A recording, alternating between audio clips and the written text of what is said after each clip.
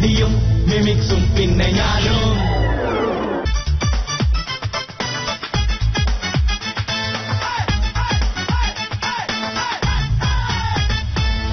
നമസ്കാരം. നിങ്ങളുടെ ഇഷ്ടതാരങ്ങളുടെ അപരന്മാരെ അണിനിരത്തിക്കൊണ്ടുള്ള ഡ്യൂബ് ഷോയിലേക്ക് ഏവർക്കും സ്വാഗതം. ഇന്നത്തെ കോളർ ആരാണെന്ന് നോക്കാം. ഹലോ. ഹലോ, ആരാണ്? വർക്കി. വർക്കി ചേട്ടൻ എവിടെ വർക്ക് ചെയ്യുന്നു? ഒരു പണിയുമില്ല. ഓഹോ, അപ്പൊ വർക്ക്ലെസ് ചേട്ടനാണോ ഈ വർക്കി എന്ന് പേരിട്ടിരിക്കുന്നത്? ചെറുപ്പം തൊട്ട് അപ്പൻ എന്നെ ഒരു പണിയും ചെയ്യിക്കാതെ മടിയനായിട്ടാ മോളെ വളർത്തിയത്. ഓഹോ, അപ്പൊ എന്താണെങ്കിലും നല്ല ആസ്തിയുള്ള കുടുംബത്തിലെയാണ്. എവിടെ, മിക്ക ദിവസവും പട്ടിണിയാ. ആഹാ, എന്നിട്ടാണോ ഒരു പണിക്കും പോവാത്തത്? അപ്പൊ അപ്പൻ എന്താ ജോലി? മടിയോ? അപ്പനും ഒരു പണിയും ചെയ്യുന്ന ഇഷ്ടമല്ല. അപ്പൻ അങ്ങനെ വളർത്തിയിട്ടുള്ളത് മടിയനായിട്ടേ. അതെ അതെ. എന്താണെങ്കിലും ഒരു വെറൈറ്റി കുടുംബം തന്നെ. വീട്ടില് അമ്മച്ചിക്കും ഇതുപോലെ മടിയൊക്കെ തന്നെയാണോ? അയ്യോ, അങ്ങനെ പറയരുത്. അമ്മച്ചി എന്തെങ്കിലുമൊക്കെ പണിക്ക് പോകും. അതുകൊണ്ടാണല്ലോ ഞങ്ങൾ ജീവിക്കണത്. എനിക്കും അപ്പച്ചന് ജീവിക്കാനുള്ളത് അമ്മച്ചി അധ്വാനിച്ച് കൊണ്ടുവരും. അമ്മച്ചിക്ക് ജീവിക്കാൻ എന്ത് ചെയ്യണമെന്ന് എന്റെ ചിന്ത. നല്ല ബെസ്റ്റ് പുത്രൻ. എന്താണെങ്കിലും മടി പിടിച്ചിരിക്കാതെ എന്തെങ്കിലും പണിക്ക് പോകൂടെ? അന്തസ്സും അഭിമാനമുള്ള കുടുംബത്തിലെ ആണുങ്ങൾക്ക് പണിക്ക് പോവേ. കുട്ടിക്കറിയോ, മാന അഭിമാനമുള്ളവർക്ക് പറഞ്ഞിട്ടുള്ള പണിയാണോ പണി? അതെ അതെ. എന്താ കുട്ടി പറയണത്? അതെ. ഈ മടിക്കിടയിൽ സിനിമയൊക്കെ കാണാറുണ്ടോ? ടിവിയിൽ വരുമ്പോ കാണും. ആണല്ലേ? അപ്പൊ തിയേറ്ററിൽ പോയി കാണാറില്ലേ? അവിടെ വരെ പോവാനൊരു മടി. അവിടെ വരെ പോവാൻ മടി? അതെ അതെ. അല്ല, പിന്നെ എനിക്ക് ഏറ്റവും ഇഷ്ടപ്പെട്ട ചിത്രം മടിയനായ പുത്രനാ. മടിയനായ പുത്രനല്ല, മുടിയനായ പുത്രൻ എന്നാണ്. അങ്ങനെയാണ്. പിന്നെ പിന്നെ ഏത് തരത്തിലുള്ള പടങ്ങളൊക്കെയാണ് ഇഷ്ടം? പിന്നെ കോമഡി പടങ്ങൾ. എങ്ങനെ? കോമഡി പടങ്ങൾ. കോമഡി പടങ്ങൾ, തമാശ പടങ്ങൾ. അത് തന്നെ, തമാശ പടങ്ങളൊക്കെയാണ് ഇഷ്ടം. കോമഡിയും മിമിക്സും പിന്നെ ഞാനും.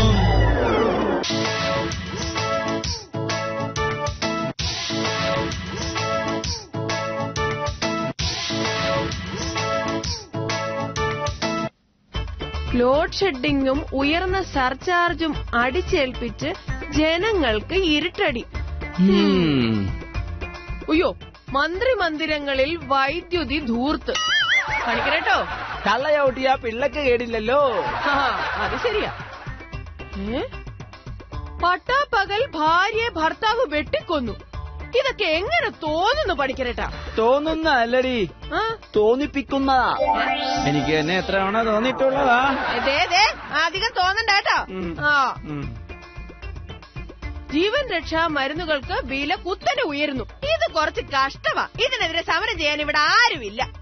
ആരും ഉണ്ടാവൂലടി. അതെന്താ? എടി, നമ്മളൊരു മരുന്ന് വാങ്ങാൻ മെഡിക്കൽ ഷോപ്പിൽ ചെല്ലുമ്പോ 10 രൂപയുടെ മരുന്നിന് 150 രൂപ എന്ന് കേൾക്കുമ്പോ നമ്മൾ മരുന്ന് വാങ്ങിച്ച് അസുഖം മാറ്റാൻ നോക്കുവോ സമരം ചെയ്യാൻ പോവോ? അത് പിന്നെ മരുന്ന് വാങ്ങിച്ച് അസുഖം മാറ്റാൻ നോക്കും. അസുഖം മാറിക്കഴിഞ്ഞിട്ട് കഴിഞ്ഞ മാസം വാങ്ങിച്ച മരുന്നിന്റെ വില കുറക്കണമെന്ന് പറഞ്ഞ് സമരം ചെയ്യാൻ പോവോ? പോകത്തില്ല. ഇത് മുതലെടുക്കുകയല്ലേ നമ്മുടെ മരുന്ന് കച്ചവടക്കാർ. അതൊക്കെ ഇച്ചിരി കഷ്ടം തന്നെയാ. യോ, ഇത് നോക്കിയേ, കോട്ടയത്ത് ഒരു വീട്ടിൽ ഗ്യാസ് പൊട്ടിത്തെറിച്ചു. അത്രയല്ലേ ഉള്ളൂ.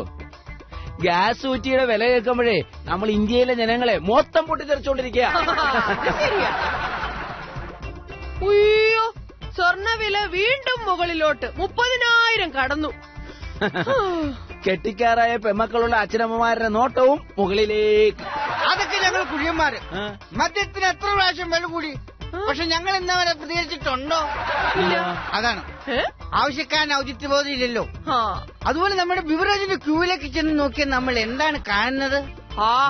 1000 സംസ്കാരം, ഒരേ ഒരു വികാരം. നീ ഇപ്പൊ എങ്ങോട്ട് പോണ്? ഞാനൊരു സിനിമ കാണാൻ ഓർത്ത് ഇറങ്ങിയാണ്. സിനിമ കണ്ടില്ലേ? എന്റെ ചേച്ചി പേപ്പർ എടുത്ത് നോക്കിയപ്പോ മുഴുവൻ ഇംഗ്ലീഷ് പടം. ഇംഗ്ലീഷ് പടോ? ഇപ്പൊ കളിച്ചോണ്ടിരിക്കുന്ന മുഴുവൻ ഇംഗ്ലീഷ് പടങ്ങളാണ്. Salt and pepper, last bench, happy husband, husband in Goa, 22 female, Friday, run baby run, Trivandrum lodge. ഇതൊക്കെ ഇംഗ്ലീഷ് പടങ്ങളല്ലേ? എന്റെ ചന്ദ്ര, ഇതൊന്നും ഇംഗ്ലീഷ് പടമല്ല, മലയാള സിനിമയാ. ഇതെന്താ ചമ്മിപ്പോയേനെ. ഇനിയിപ്പോ എന്നാലും വീട്ടിൽ ചെന്ന TV കാണാം. അതെങ്ങനെയാ? TV തുറന്ന ഫുൾ ടൈം റിയാലിറ്റി ഷോ അല്ലേ? തൊട്ടേനും പിടിച്ചേനും ഒക്കെ റിയാലിറ്റി ഷോ. ഇതിന് ഏതിനെ കുറിച്ചൊക്കെ റിയാലിറ്റി ഷോ നടത്തണമെന്ന് ചാനലുകാർ ഇങ്ങനെ ആലോചിച്ചുകൊണ്ടിരിക്കുന്നു.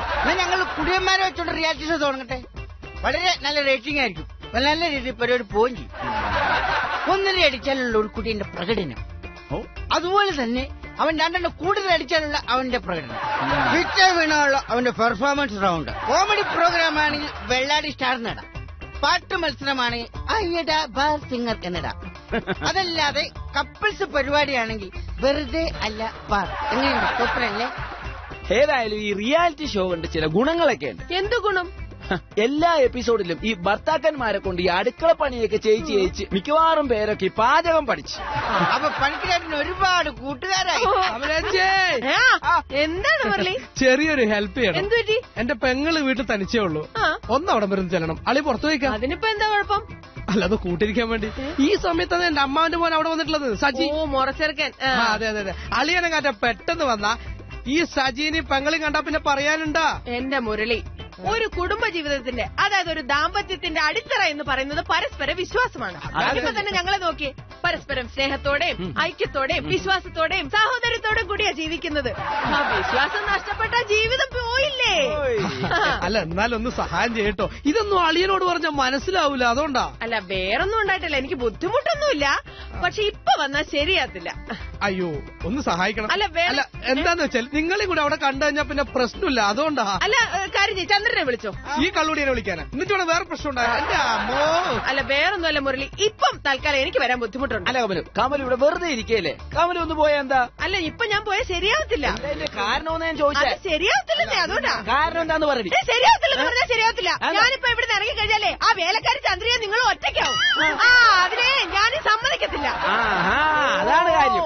വിശ്വാസം അതല്ലേ എല്ലാം. അതെ, ഉപദേശിക്കാൻ എല്ലാവർക്കും വലിയ മിടുക്കാം. പക്ഷെ കാര്യത്തോട് അടുക്കുമ്പോഴേ ഗോവിന്ദ. കോമഡിയും മിമിക്സും പിന്നെ ഞാനോ